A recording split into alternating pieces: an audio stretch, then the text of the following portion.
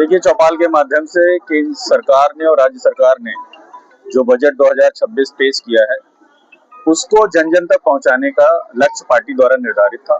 उसी के उसमें ये रचना थी और ये कार्यक्रम आज उसमें हुआ कि हम लोग जो प्रधानमंत्री जी ने, मुख्यमंत्री जी ने योजनाएं जनता के लिए दी हैं उनको जन जन तक पहुंचा के उनको बताएं कि सरकार आपके लिए क्या भला करना चाहती है। बजट में क्या विशेष है? मुझे तो लगता है कि सरकार ने बजट में राष्ट्र स्तर से लेके प्रदेश तक और गांव तक तीनों के विकल्प का समायोजन किया है। क्या महिलाएं, क्या पुरुष, क्या किसान, दोनों सरकारों ने सबके हित की भलाई की। आप देख लीजिए, बच्चियों के लिए स्कूटी इससे पहले किसी ने नहीं दी थी, 30 रुपए कुंटल फिर गन्ने में बढ़ा दिया, वो किसानों की भलाई है। उसके अलावा आप कल्पना करिए कि पेंशन में भी 500 रुपए बढ़ा दिया। जो निराश्रित महिलाएं थी, जो पेंशन की भागीदार, 1 लाख रुपए जो पहले 51,000 मिलता था वो 1 लाख शादियों में बच्चियों को मिलेगा। आप कल्पना करिए। उसके बाद कन्या सुमंगला योजना में सरकार ने राशि बढ़ाई है। लोगों को जो बच्चियां हैं उनके भविष्य के लिए बेटी बचाओ बेटी पढ़ाओ का जो नारा है उस पर काम कर रहे हैं। बहुत सारी ऐसी योजनाएं हैं जो मतलब मुझे लगता है इंफ्रास्ट्रक्चर को मजबूत कर रही है। हम इस शिक्षा पे लगभग 77,000 करोड़ का बजट लेके आए हैं।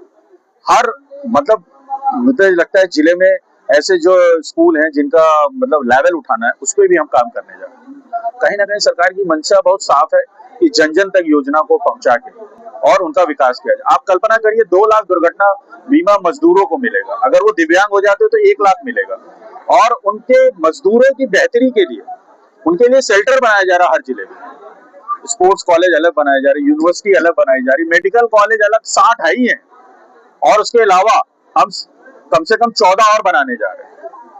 अब कल्पना करिए कि 74-75 मेडिकल कॉलेज हो जाएंगे।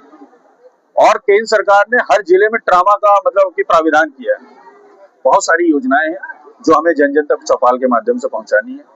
मैं सीता निर्मला रमन जी का, जो हमारी वित्त मंत्री हैं, हमारे प्रधानमंत्री जी, हमारे सुरेश खन्ना जी, राज्य के वित्त मंत्री जी, मुख्यमंत्री जी योगी आदित्यनाथ जी,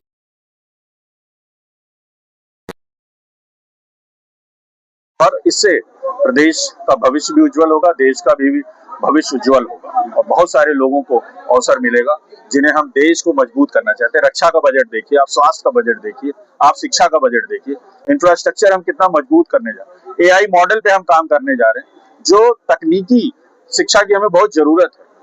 हम उन सब चीजों पे काम करने जा रहे हैं जो विश्व के बहुत सारे ऐसे देश हैं जिससे उनका राजस्व बढ़ रहा है। हम भी उन्हीं क्षेत्रों में काम करने जा रहे हैं। संभावनाओं का बजट है, भविष्य की संभावना का बजट है और मिडिल क्लास पूरी तरह से छूटा रहेगा इस बार। देखिए, मिडिल क्लास को अभी देखिए, दीपावली में GST के माध्यम से जो छूट आई थी, जिन्होंने मोटरसाइकिलें खरीदी, कारें खरीदी, छोटे छोटे सामान खरीदे, घर के सामान खरीदे, वो भी तो छूट ही थी। GST की छूट ने उन मध्यम वर्गीय परिवारों को ही लाभ दिया।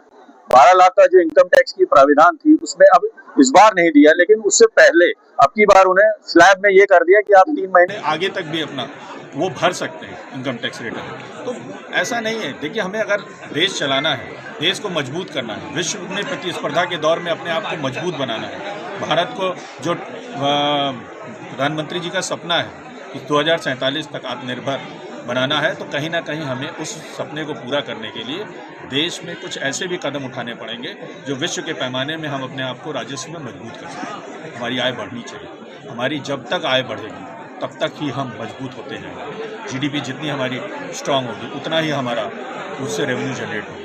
कहीं ना कहीं हम उन चीज़ों पे भी काम कर रहे हैं। मैं आप सबका और पूरी जनता का आभार प्रकट करता हूँ कि चौपाल के माध्यम से यहाँ एकत्रित हुए।